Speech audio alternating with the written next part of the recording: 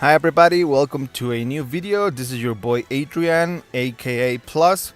Here in this video I'm gonna be teaching you guys 5 different techniques, 5 different you can call them tricks that you can perform to improve your gameplay, whether you're playing with friends or you're playing competitively. Before we start, real quick, let me just let you guys know that I'm gonna try to upload as much videos as I can, everything related to Smash Brothers Ultimate, so make sure to subscribe. Also, I'm gonna try to stream at least 1 or 2 hours a day daily. So if you want to practice your gameplay with me, just make sure to stay tuned. Make sure that you ring the bell icon, so that way YouTube can notify you whenever I go live, so that way you can practice with me. And let's just start with the first trick or tip that I'm gonna give you. This is just gonna be a hint. You can call them whatever you like. And we're gonna be talking about practicing on this specific place that you can find in Smash Bros. Ultimate, which is training. Obviously, everybody should start with training. But what I want to talk specifically here is the CPU behavior. Okay, so whenever you're practicing your combos or whatever, normally the CPU is just still, it's just standing there, not doing anything. And you can practice a lot of different combos, and I'm pretty sure that they're gonna look flashy and everything, but that's not the best way to practice your combos. What you wanna do is to change the CPU behavior, so that way every time you hit your opponent, it will DI differently. Because if you think about it, every time that you're hitting an opponent, including yourself, if you're getting hit, you will always try to run away of the combo, or you will always try to jump away or whatever. So that's the best thing to do here. You can change the CPU settings where it says run. And if you can perform your combo while the CPU or the computer is running away from you, that will ensure you that every time that you can perform this combo will apply no matter what. No matter if they are jumping away, running away, or dodging or whatever, it will always hit the opponent. Now let's talk about air dodge. Obviously, air dodge was one of the main changes in this new game, and I'm pretty sure that if not now, most of us had a really hard time performing air dodges in the air. But now let's talk about the best way to do it. Now, if you just press shield in the air, it will just last just a couple of frames. But if you do it moving your joystick, that would last forever, and that's the worst way to do an air dodge. The only way, or the only time that you want to make a directional air dodge, is by grabbing the ledge. If you want to grab the ledge, that's the best way to do it, just by jumping and then downwards and air dodge. Or if you are maybe trying to reach the ledge, just by pressing dodge and upward, that's the way to do it. Alright, but if you just are moving around and dodging using your joystick, you're gonna have a really hard time doing it, because it lasts forever.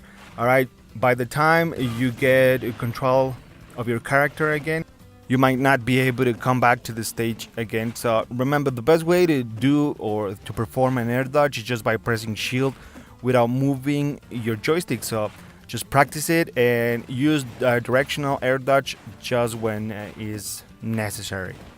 Now, another technique that I recommend you to do or to perform and practice is quick ledge grab.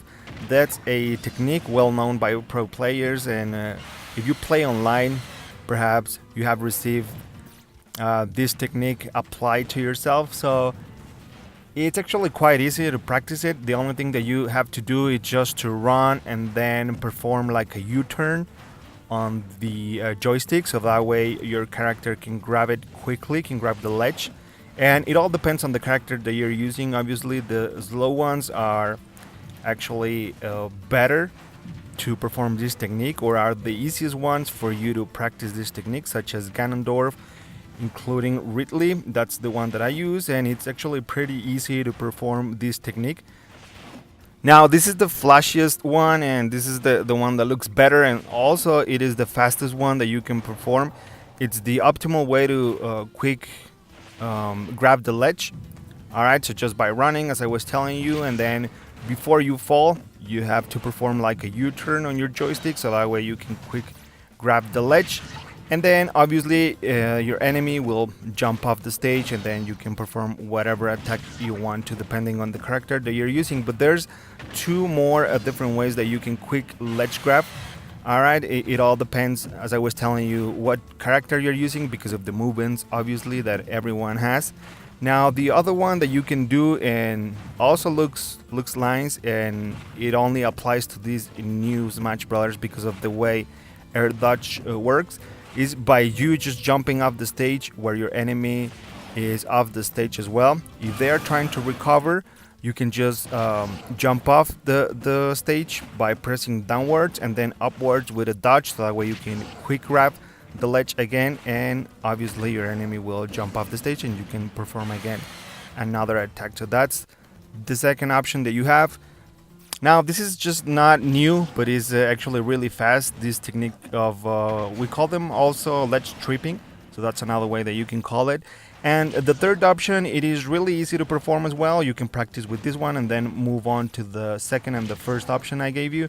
So the third option is just by timing the correct moment where your opponent is just gonna grab the ledge, and then you jump and grab the ledge as well.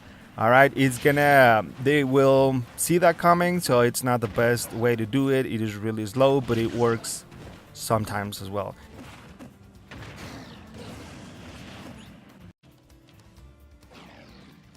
Now that we're talking about the ledge, let's talk about recovering from the ledge. Usually what you would do is just to recover from the ledge with an attack, or with a roll, or with a jump. Those are the three options that you have to recover from the ledge.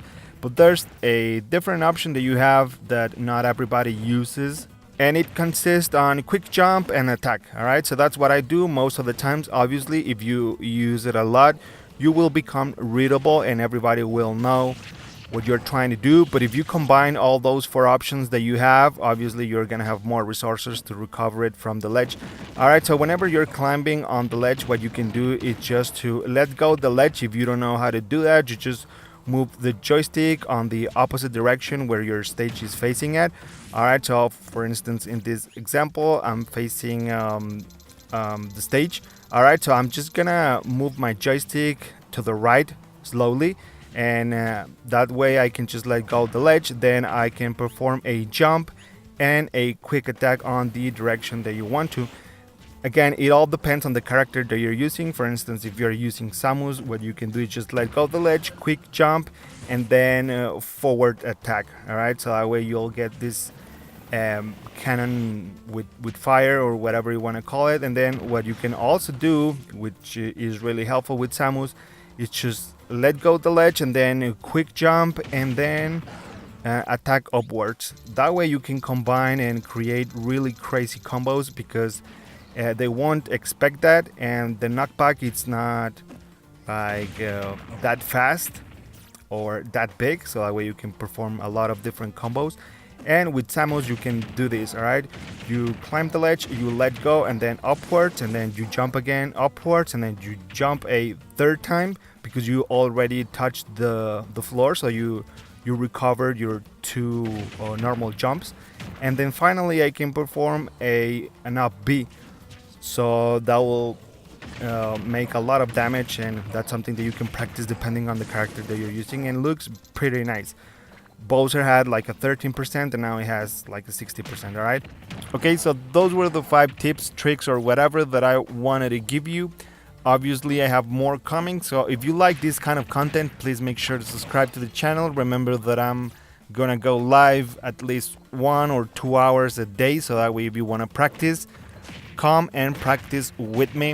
All right, and I don't know, I think that was it. Thank you for watching. If you did understand, or you didn't understand certain things, just make sure to leave a comment, and I'm gonna try to answer them as fast as possible, or just make another video explaining whatever you didn't understand. All right, so thank you guys for watching. Subscribe to the channel, and see you guys on the next video.